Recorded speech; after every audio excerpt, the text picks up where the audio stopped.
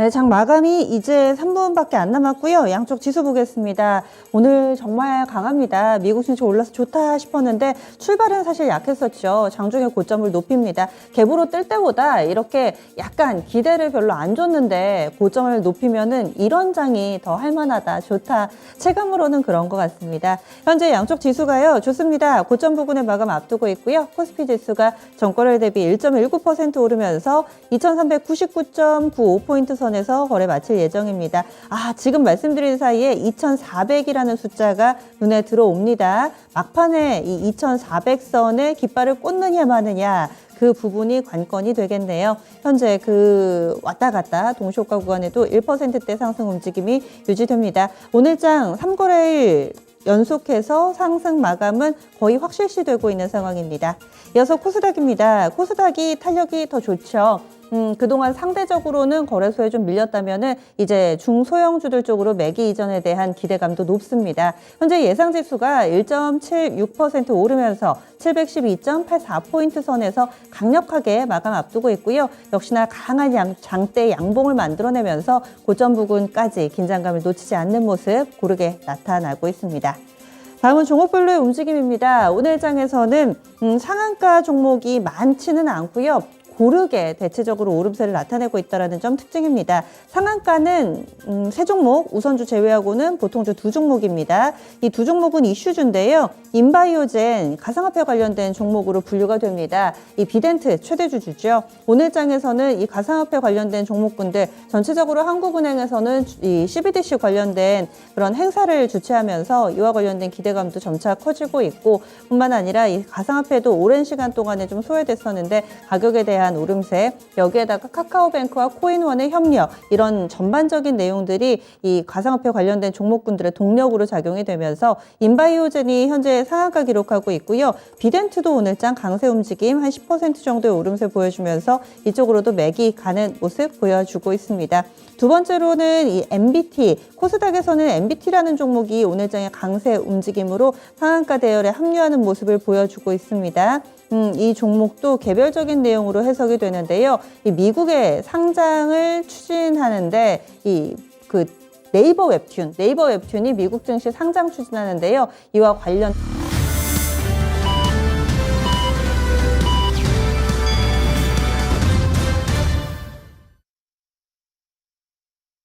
11월 8일 화요일 국내 증시 거래 마무리됐습니다. 지난주부터 계속해서 확실히 11월 들어서니까 좀 분위기가 달라진 모습입니다. 중간선거를 앞두고서 미리 좀 선반영돼서 오른 바가 있기 때문에 오늘은 좀 조정받지 않을까라는 시각도 있었지만 오늘장까지도 시장은 계속해서 오름세 나타냈고요. 중간선거 이후에 대한 기대감이 더욱더 고조되고 있는 모습입니다. 그럼 아시아 증시 전체적인 흐름 보겠습니다. 오늘 장에서 한중일의 표정은 다소 엇갈리는 모습이었습니다. 먼저 일본 증시 동향부터 확인해 보시죠. 오늘 일본 증시는 오름세 나타냈고요. 미국 증시 오른 만큼 일본 증시도 올랐습니다. 니케이 225 지수 1.25%의 상승 움직임을 보여주면서 27,872.11엔에 거래 마쳤습니다. 장중에 일간 차트가 우리 증시와 비슷하네요. 약간의 갭상승 출발이었고 오전장에 고점을 높이고 오후장에는 고점을 유지하는 패턴으로 흐름이 만들어졌습니다. 이제 일본 증시는 28,000선 회복이 눈앞에 와 있는 모습인데요. 빠른 회복력을 보여주고 있습니다. 니케이 225 지수 체크해봤습니다. 우리 증시도 좋았고 일본 증시 좋았는데 지금 안 좋은 쪽이 중국입니다. 특히나 중국 증시는 오락가락 이 제로 코로나 정책을 완화한다고 했다가 안 한다고 했다가 여러 가지 기대와 우려가 하루가 다르게 손바닥 뒤집듯이 왔다 갔다 하고 있는데요. 오늘 장은 제로 코로나 혼란 때문이다라고 현재 언론에서는 해석하고 있습니다. 현재 상해종합지수가 0.85% 밀립니다. 3051.72포인트 정도 선 기록하고 있고요. 오늘 장중 내내 마이너스권을 벗어나지를 못합니다. 약보합권으로 출발해서 계속 저점 낮추는 음봉 차트 만들어내고 있습니다. 일본 증시 이어서 심천도 보겠습니다. 현재 심천도 1% 넘게 하락하면서 중국 증시 전반에 약세 움직임 보여주고 있고요. 홍콩 항생까지 점검해 보시죠. 현재 홍콩 항생 지수의 흐름은요. 네, 이쪽도 마찬가지로 밀리네요. 0.5% 정도의 약세 흐름을 띠면서 오늘 전체적으로 중국 증시는 약세 흐름을 보여주고 있습니다. 다음은 국내로 다시 돌아와서요. 서울 외환시장의 움직임 보겠습니다. 원달러 환율도 오늘 의미 있는 움직임을 보여줬었죠. 어제 급락, 오늘도 급락. 그래서 1,400원 선, 이제는 그 밑으로 확실하게 내려왔습니다. 어제 1,401원 정도 선에서 거래를 마쳤었는데요. 이번에는 확실하게 1,400원 선 밑돌면서 주요 이동평균선도 이제는 좀 꺾인 모습을 보여주고 있습니다. 원달러 환율이 60일 이평선까지 밀고 내려오는 모습을 보여주면서 지금 2달여 만에 1,400원 선 하회하는 모습을 보여주며 원달러 환율의 가파른 상승 움직임 확실하게 꺾인 상황입니다. 오늘 원달러 환율 16원이나 밀렸고요. 16원 30전 하락하면서 1,384원 90전에 거래 마쳤습니다. 이 거래일 연속된 큰 폭의 하락 움직임, 원달러 환율까지 점검해봤습니다. 그러면 국내 증시 마감 상황 보겠습니다. 시황센터에서 살펴봅니다. 네, 오늘 국내 시장은 미국 중간 선거를 앞둔 기대감과 더불어 원화 강세의 반등세 이어갔습니다. 코스피, 코스닥, 양 시장 모두 외국인과 기관의 강한 매수세로 상승 마감했는데요. 그럼 오늘 코스피 시장 먼저 정리해 보겠습니다. 코스피 지수 분봉 차트로 확인해 보겠습니다. 네, 코스피 지수는 외국인과 기관의 동반 쌍끌이 매수세가 이어지면서 상승 탄력 이어갔는데요. 2380선에서 출발했던 지수는 탄력을 키우면서 오후장 들어 2400선을 터치하기도 했습니다. 이후에 2390선 상단에서 등락 움직임 보였는데요. 네, 120일 이동평균선까지 맞닿은 모습 연출됐습니다.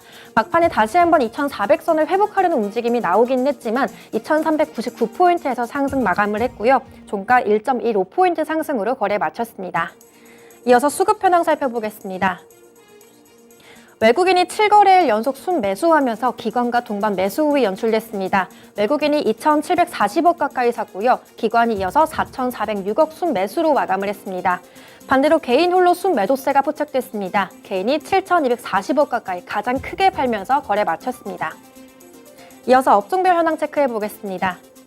오늘 전체적으로 상승 업종이 눈에 띄게 많았습니다. 먼저 운수창고 섹터가 오늘 항공주들 강세 주도하면서 2.8%대 가장 크게 상승 마감했고요. 또 오늘 네이버와 카카오가 강세 보였습니다. 서비스 섹터가 2.2%대 오름세로 거래 마쳤고요. 이어서 의약품 테마와 전기전자 테마가 동일하게 1.7% 가까이 상승으로 마감을 했습니다. 오늘 반도체주인 삼성전자와 SK하이닉스 쪽으로 외국인과 기관 쪽 매수세가 크게 들어왔고요. 전기전자 섹터 1.6%대 오름세로 거래 마쳤습니다. 또 막판 들어서 의료정밀 테마도 상승 탄력 키웠는데요. 1.5% 가까이 상승세로 거래 마쳤습니다. 이어서 하락업종 체크해 보겠습니다. 네, 어제 이어서 오늘도 보험 테마가 약세를 보였습니다. 네, 손해보험주들 약세 주도하면서 보험 섹터 0.8%대 하락으로 거래를 마쳤고요. 또 철강금속 테마가 오늘 부진했습니다. 중국 코로나 방역 완화 기대감에 상승했던 철강주들이 다시 한번 주춤하면서 오늘장 0.6%대 하락으로 거래를 마쳤고요. 이어서 비금속 광물 가운데 포스코 케미칼이 오늘 약세를 주도하면서 하락 마감했습니다. 이어서 시가총액 상위 종목도 살펴보겠습니다. 먼저 간반 필라델피아 지수가 강세로 마감을 하면서 삼성전자와 SK하이닉스 동반 강세 보였습니다. 삼성전자가 3개월 만에 6만 1,000원 선을 회복해줬고요. 종가 6만 1,800원으로 약 2.6%대 강세로 거래 마감했습니다. 이어서 SK하이닉스 역시 강세로 마감을 했습니다. 종가 8만 7,700원이고요. 약 1.4% 가까이 상승하면서 거래 마쳤습니다.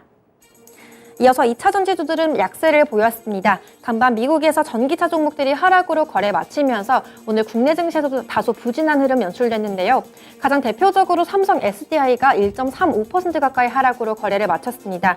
그간 IRA 최대 수혜주로 꼽혔던 종목들이 오늘 대체로 부진했는데요. LG 에너지 솔루션도 장중에는 약세권 흐름을 보였지만 막판에 그래도 상승으로 전환됐습니다. 종가 58만 8천원으로 약 0.1%대 상승으로 거래를 마쳤고요. 삼성 SDI는 하락으로 거래를 마쳤습니다. 이어서 LG화학 역시 부진했습니다. 종가 69만 1,000원이고요. 1.85% 하락으로 거래를 마쳤습니다. 이어서 바이오주 보겠습니다. 오늘 제약바이오 테마가 강세로 보였는데요. 오늘 먼저 삼성 바이오로직스가 2% 가까이 강세 보였습니다. 종가 90만 원 터치하면서 상승 마감했고요. 이어서 셀트리온 역시 강했습니다. 종가 18만 7,500원 터치하면서 약 2.4%대 강세로 거래 마쳤습니다. 이어서 어제 IRA 정책 유예 기대감에 상승했던 자동차주들 탄력이 그렇게 좋지는 않았습니다. 막판에 상승 탄력이 들어오면서 기아가 0.6% 상승으로 거래를 마쳤고요. 이어서 현대차가 강부합으로 그쳤습니다. 종가 17만 원 터치하면서 상승 마감했습니다. 이어서 인터넷주 체크해 보겠습니다. 네, 오늘 카카오페이가 중국 알리페이와 제휴했다는 소식에 급등하면서 그룹주인 카카오 쪽으로도 매수세가 유입됐습니다. 카카오가 3.31% 상승한 51,500원의 상승 마감했고요. 이어서 네이버가 가장 크게 주목받았습니다. 종가 17만 7,500원 터치하면서 약 5%대 강세로 거래 마쳤습니다. 이어서 특징주 상황 체크해 보겠습니다. 네, 미국 정부가 우크라이나 정부에 러시아와의 평화 협상 가능성을 열어두란 권고를 보냈던 외신 보도가 있었는데요. 네, 이러한 소식의 휴전에 대한 기대감이 오늘까지도 이어졌습니다. 중간 선거를 앞둔 바이든 대통령에겐 이번 전쟁이 표심의 부담으로 작용하면서 휴전에 대한 압박을 더하고 있는 것으로 풀이되고 있는데요. 우크라이나 재건 관련주들이 오늘 장에서 관심받은 가운데 오늘 건설주가 오늘 가장 크게 주목받았습니다. 그 가운데 범양건영은 신주공사 수주 모멘텀까지 더해지면서 급등했는데요. 범양건영 종가 19% 가까이 급등하면서 4,020원의 상승 마감했고요. 또 일성건설과 DL건설 이런 건설주 역시 상승으로 거래를 마쳤습니다. 또 도화 엔지니어링과 다스코는 음봉으로 전환되긴 했지만 약 4% 가까이 상승세로 거래를 마쳤습니다. 이어서 람보르기니 IPO 기대감에 관련주들 상승 탄력 보였습니다. 현재 람보르기니 빈켈만 CEO가 상장과 관련해서 업계 전문가들과 논의 중이라는 소식이 나왔는데요. 최근 포르쉐가 상장에 성공하면서 람보르기니도 상장하는 것으로 계획을 틀었다고 합니다. 증권가에서 람보르기니의 기업 가치는 약 21조 원으로 예상된다는 이런 긍정적인 반응이 나오고 있는데요. 그 가운데 람보르기니에 탑재되는 인포테인먼트 기기를 개발했던 것으로 알려진 남성이 급등했습니다. 남성 종가가 2,230원 터치하면서 약 22% 가까이 강세로 거래를 마쳤고요. 또 람보르기니 그룹과 합작법인을 설립했던 다산 네트워크스까지 부각됐습니다. 종가 4,265원 터치하면서 약 4%대 강세로 거래 마쳤습니다. 이어서 코스닥 시장 정리해 보겠습니다. 코스닥 지수는 전거래일 대비 1.83% 상승했습니다. 포인트로는 12.85포인트 올렸고요. 종가 713.33포인트에서 거래 마쳤습니다. 이어서 분봉 차트 체크해 보겠습니다. 코스닥 지수는 장중에 1%대로 탄력을 키웠습니다. 오전 중에 710포인트를 터치해줬고요. 대체로 710선을 지지받으면서 등락 움직임 보였습니다. 이렇게 견조한 상승세를 더해가면서 막판에 탄력을 더했고요. 종가 713포인트에서 1%대 상승으로 거래 마쳤습니다. 이어서 수급 현황 살펴보겠습니다. 코스닥 쪽에서는 외국인이 이틀 연속 사는 모습 연출됐습니다. 외국인이 934억 가까이 순매수했고요. 이어서 기관이 830억 가까이 뒤를 이었습니다. 이어서 개인은 순매도했습니다. 개인이 1,720억 가까이 매도 우위 연출하면서 거래 마쳤습니다. 이어서 시가총액 상위 종목 살펴보겠습니다. 오늘 제약바이오주들이 강세로 거래를 마쳤습니다. 미국 중간선거에서 공화당의 승리에 대한 기대감이 나오면서 대체로 성장주들에 대한 투자 심리가 개선됐는데요. 먼저 대표적으로 셀트리온 헬스케어가 3.3% 가까이 급등했습니다. 종가 69,000원 터치하면서 상승 마감했고요. 이어서 셀트리온 제약 역시 4% 가까이 상승했습니다. 종가 68,400원으로 가장 크게 상승했습니다. 또 HLB 관련된 소식으로는 리보세라닙의 신약 허가 신청 절차가 임박했다는 소식이 나왔습니다. 그럼에도 불구하고 탄력이 그렇게 크진 못했고요. 강부하권 구간에서 거래 마쳤습니다. HLB 종가 37,450원에 마감했습니다. 이어서 2차전지 소재주 보겠습니다. 전체적으로 전기차 테마가 약세를 보이면서 동반해서 부진한 흐름 보였는데요. 에코프로비엠이 막판에 탄력을 조금 붙이면서 그래도 상승으로 거래를 마쳤습니다.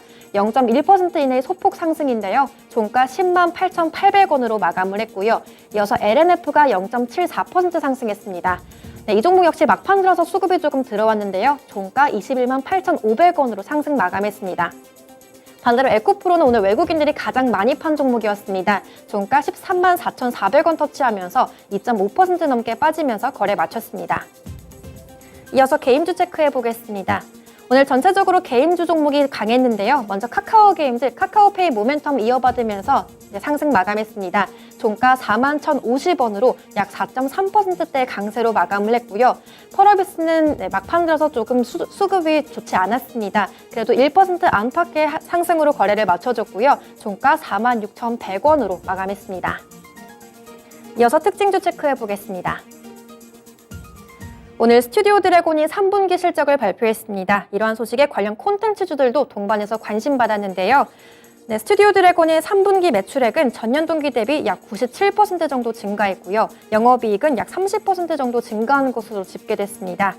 네, OTT 콘텐츠 장르의 다각화와 더불어서 오리지널 콘텐츠들이 성과를 내면서 분기 매출 최대치를 달성했는데요. 이렇게 OTT 시장에서의 수익성을 확인하게 되면서 동반 콘텐츠주들 관심받았습니다. 먼저 스튜디오 드래곤이 5.6%대 강세로 거래를 마쳤고요. 이어서 위즈윅 스튜디오가 3.9% 가까이 올렸습니다. 또 레몽레인이 오늘장 6.18% 상승으로 거래를 마쳤습니다. 종가 24,050원의 상승 마감했고요. A스토리 역시 2%대 강세로 거래 마쳤습니다.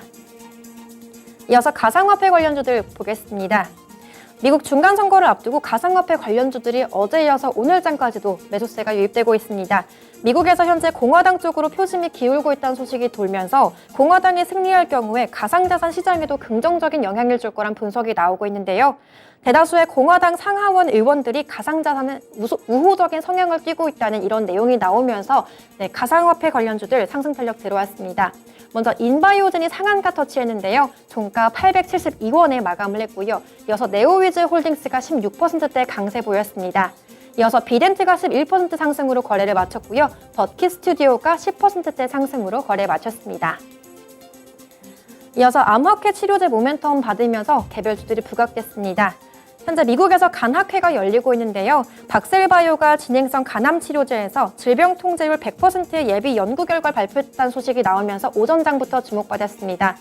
네, 윗골이 달린 양봉으로 마감을 하긴 했지만 종가 8%대 강세로 마감을 했고요. 또 유틸렉스 역시 부각됐습니다.